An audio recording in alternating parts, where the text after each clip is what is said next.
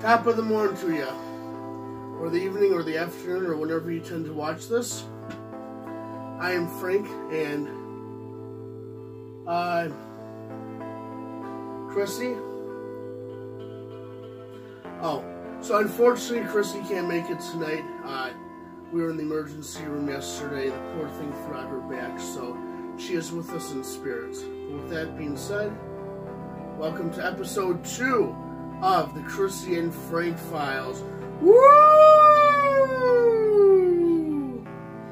We're excited to be doing this again. We have a great show tonight. So, coming up, 2 things. So, what do ghost hunters do on their 1-year anniversary?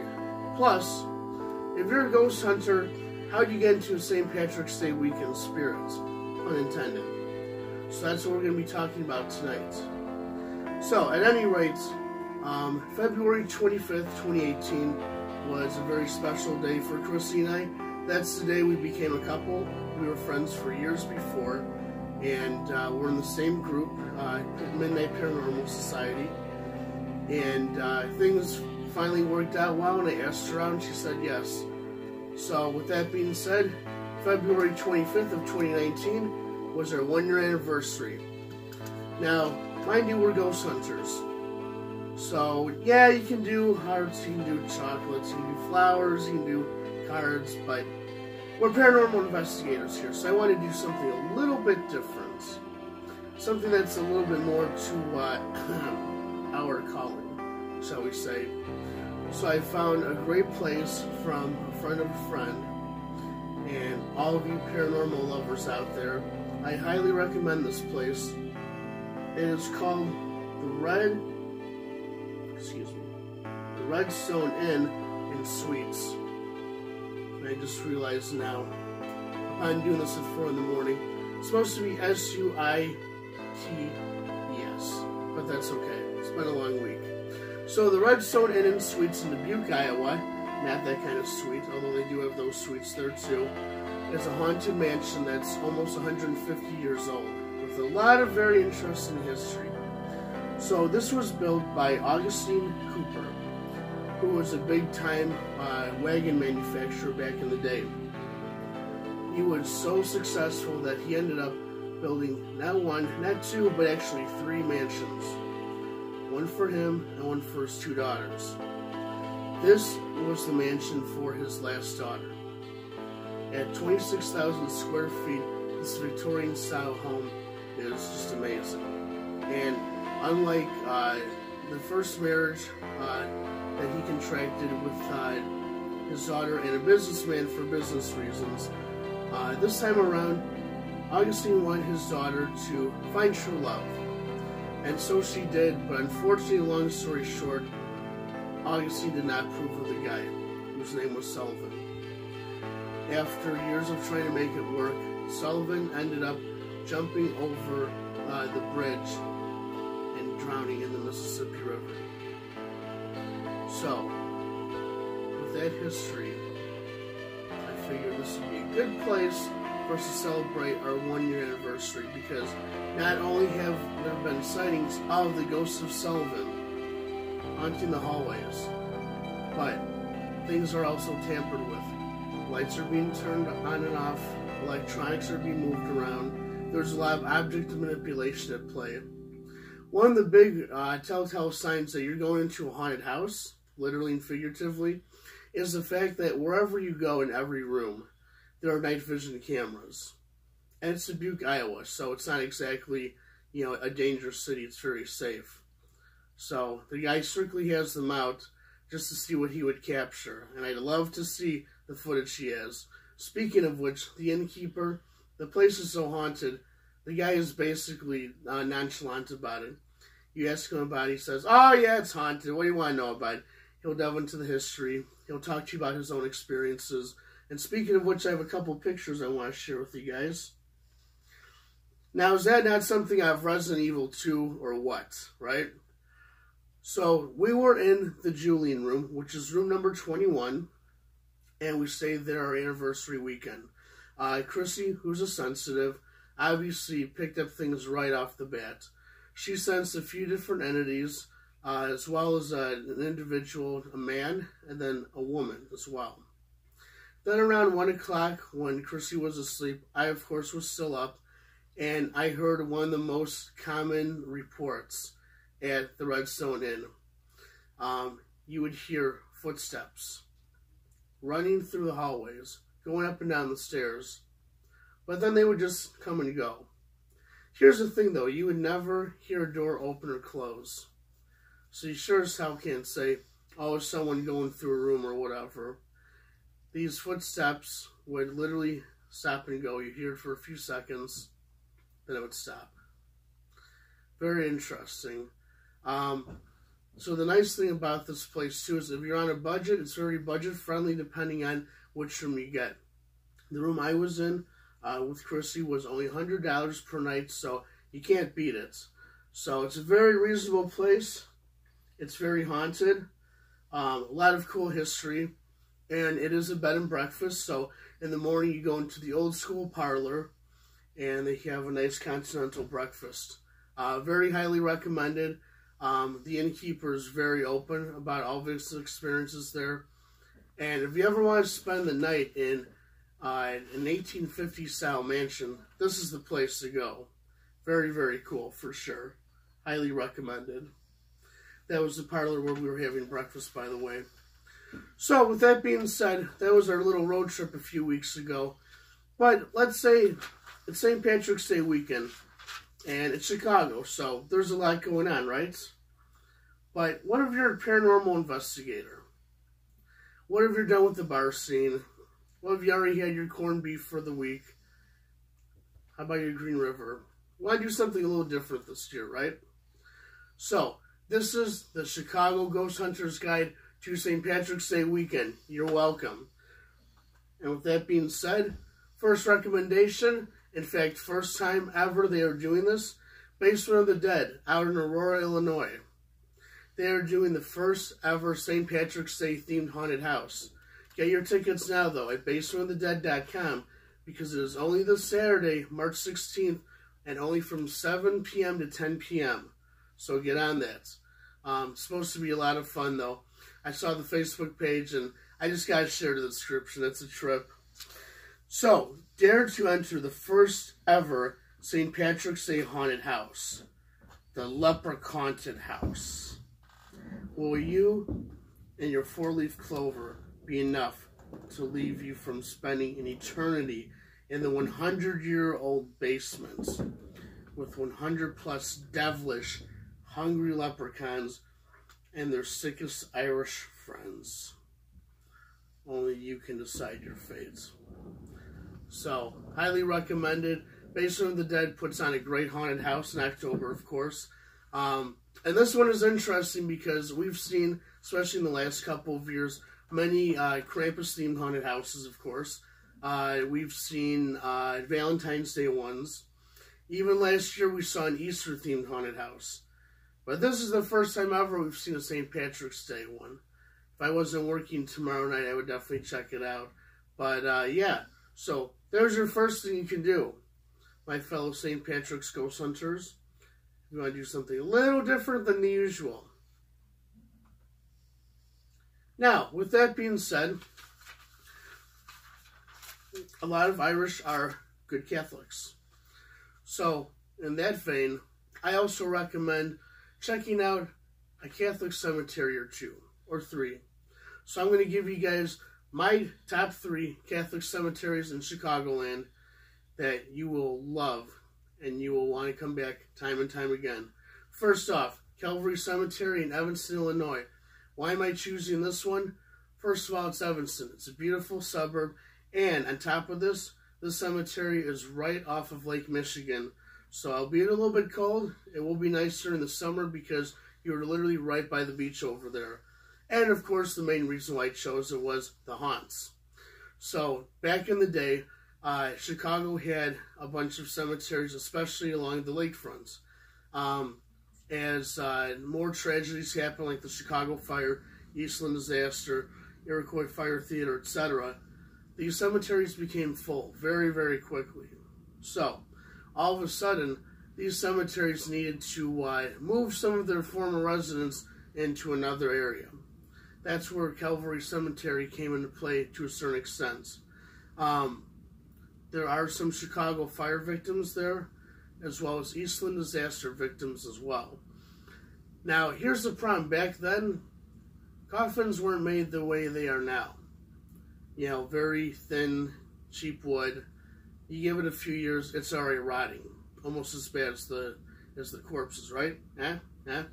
So with that being said, you know, the very underpaid laborers back then were in a rush to move all these bodies and all these tombs from Lincoln Park all the way to Evanston, which is a good about 12, 13 miles. So every once in a while, one of the tombs might crack open. A hand goes missing, a leg goes missing, you know, maybe the clothes are missing. Too late. Here's the new spot. This is where they're being buried. So one of the biggest sightings in the cemetery, known as Mount Calvary in Evanston, is literally just spirits walking around almost in a daze, like, where am I? And quite frankly, you can't blame them. Their former resting place was, again, in Lincoln Park in Chicago. Now they're in Evanston, and again, in some of these cases, the poor things are looking for their arms, their legs, their clothes. They might not even have the same tombstone. They might be buried in different caskets. So there are literally reports of spirits walking in the cemetery, and it just confuses heck.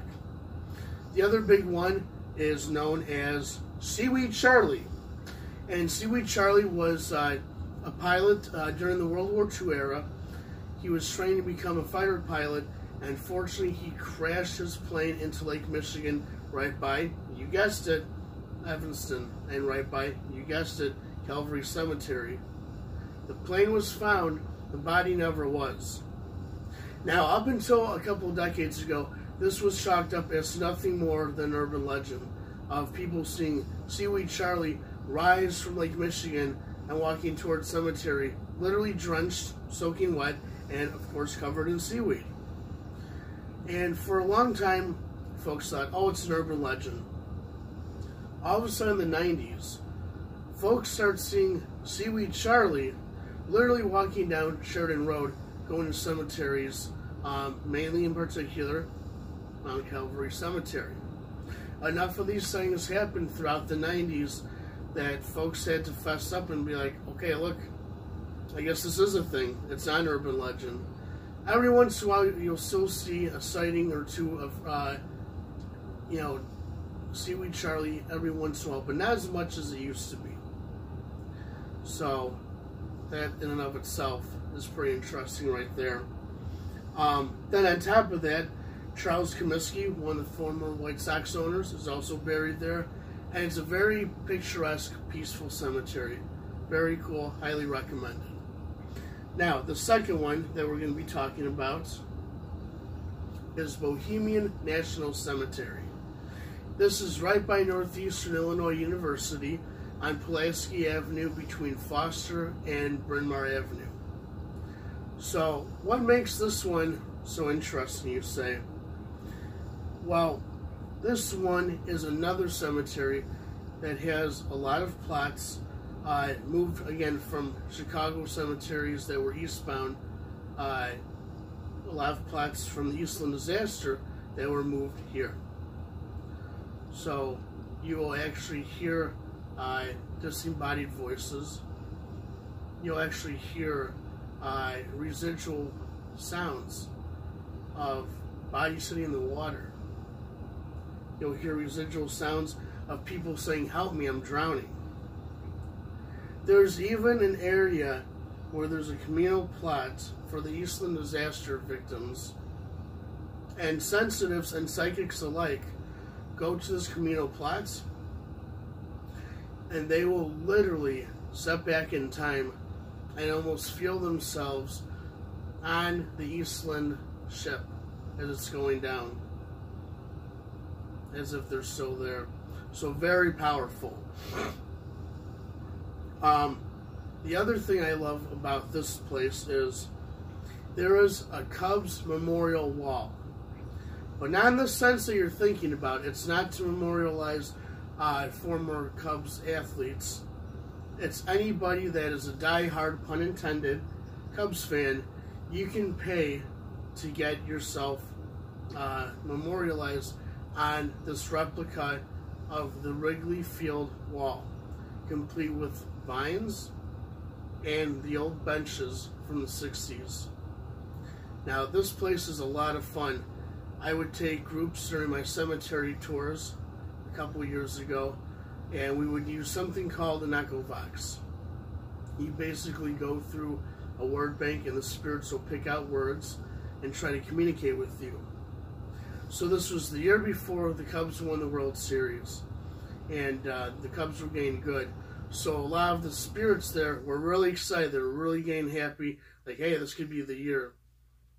There were times I was doing the Echo Vox session, I would sing Take Me Out to the Ball Game, and they would sing along with me. I'm getting goosebumps just thinking about it. It's a really cool experience, and you can only imagine the activity that was there after the Cubs won the World Series. Enough said. You gotta experience it for yourself. I'm not gonna spoil, but very powerful. Very, very interesting. And the last reason why I chose Bohemian National Cemetery too was the fact that this place is very, neighborhood friendly. They do a lot for the community. They have a lot of cool walking tours as well. During the weekends, during the summer, either on Saturdays or Sundays, they actually have walking tours, which isn't too uncommon. You've seen cemeteries like Graceland, they do the same thing as well. But what sets Bohemian National Cemetery apart from other ones is the fact that during October, you can go for a lantern-led spooky tour of the cemetery after hours. So talk about setting the mood for the Halloween season. This was also the same cemetery a couple years ago, maybe more than that got a lot of flack in the press because they wanted to host a movie there. Like a movie's in the park, except it's in a cemetery. But, of all things to host, they wanted to host a screening of Sinister. As you can imagine, a lot of residents weren't crazy about it. I was gonna go to it, but there was literally a line around the block. It was insane, and I ended up going home, which I'm glad I did, because about 20 minutes into the screening, it began to pour. So, needless to say, they've never attempted to do that again. But Bohemian National Cemetery is known for doing, cool events like that every once in a while. At any rate, check them out. They're a great cemetery as well. And last but not least, one of Chicago's most famous cemeteries. This has been featured in cemetery books and ghost hunting books, Chicago books, architecture books, everything. Rose Hill Cemetery in Chicago. So, what makes this one so special? Well, there's a lot of reasons, but the first one is its size. It borders Foster Avenue to Peterson Avenue, going north to south. Going east to west, it's Western Avenue all the way to Ravenswood Avenue. And if you're not sure, maybe you're tuning in from another city or another country. If you're not sure how big that is, go to Google Maps and type in Rose Hill Cemetery. It's huge. In fact, it's so big, it's 350 acres. It's Chicago's biggest cemetery. In fact, it's so big, a few years ago, the Chicago Park District bought 20 acres off of Rose Hill Cemetery, and they turned it into its very own little nature area called the West Ridge Nature Sanctuary. So, as you can imagine, a giant cemetery like that was built in 1859, mind you, has to have a lot of cool stuff, right? So the entire front, which is pictured, is all constructed of Joliet limestone. And any good ghost hunter knows that for whatever reason, ghosts are attracted to limestone. It's a good conductor of electricity, so when there's a lot of limestone, chances are there's a lot of ghosts nearby. So there's one of the factors right there. Second of all, this was kind of, and so is today, one of the more prominent cemeteries to be buried in Chicago. So you see a lot of famous individuals that are buried there. And on top of that, Rose Hill Cemetery is known for their beautiful mausoleums. This is a huge, beautifully manicured area where there's individual sites, there's family plots, and then there are areas where there are tons of mausoleums. If you don't know what a mausoleum is, basically it's an enclosed grave in the shape of a small house. Now, either it can be a very wealthy individual and they're just buried there, or sometimes the entire family is buried there. Excuse me. But in the case of Rose Hill Cemetery, these mausoleums are huge, and sometimes generations of families will be in one mausoleum. Depending on which one, sometimes they're open to the public, and you step inside, and it is beautiful. So with that being said, there's a lot of history, there's a lot of burials here, you have a lot of limestone. Perfect recipe for some ghost stories, right? A lot of paranormal activity. Well, here's one of my favorite ones of all time. It's that of the infant daughter. Again, this was another tombstone that was originally from one of the other Chicago cemeteries and moved to Rose Hill. This is one where it's a giant stone base with a statue of an infant daughter. She's completely enclosed in glass. And essentially what happens is, on the anniversary of her death, the entire case will get filled with like a gray haze, to the point where people think that the statue is missing. And sometimes it has been reported missing, only to be returned the day after her death. So maybe she went beyond, maybe she went for a walk. But sometimes when you see that haze, it really is the fact that she's not there. Other times folks have seen the haze with the statue still in there. But it's definitely one of the most eerie haunts in Rose Hill Cemetery. Another one of my favorite haunts there is that of the old rivalry between Aaron Montgomery Ward and Richard Warren Sears. These are two Chicago retail tycoons. Everybody knows Sears. Most know Montgomery Ward. They were huge rivals up until, I would say, the 80s. And both are buried there, not too far away from each other, too, of course. And Richard Warren Sears is quite the instigator. People have actually seen him, full-body apparition of him, actually talking smack and muttering stuff about Aaron Montgomery Ward. Aaron Montgomery Ward, being the more classy ghost, has never appeared and fought back. He's not dealing with that kind of drama. So with that being said, there are a ton of other ones. You can actually just Google it and you'll see a ton of ghost stories. But these are my recommendations for you guys to do. And if you're in a more paranormal mood this St. Patrick's Day weekend, I want to do something a little bit different besides the usual stuff. So with that being said, I am Frank DiMartino. Thanks again for tuning in to the Frank and Chrissy Files, and we will be back next week along with Chrissy. Thanks again. Please subscribe if you haven't, and have a good night, you guys.